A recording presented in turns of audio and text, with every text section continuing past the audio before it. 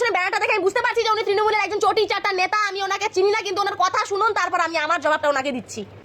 ভিডিওটা শেষ পর্যন্ত দেখুন আর এই দিদি কি বলছে আপনারা শুনুন। আর ভিডিওটা ভালো লাগলে চ্যানেলটা সাবস্ক্রাইব করবে অবশ্যই।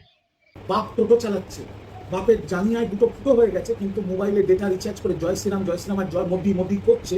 তাদের সাবধান করে দিচ্ছি, দয়া করে নিজের ভবিষ্যৎ, নিজের কেরিয়ার নষ্ট করো না বিজেপি, মোদি আর শুভেন্দু অধিকারীর জন্য। কারণ তোমরা যদি এইসব কাজ করো, তোমাদের কেরিয়ার ফিনিশ হবে।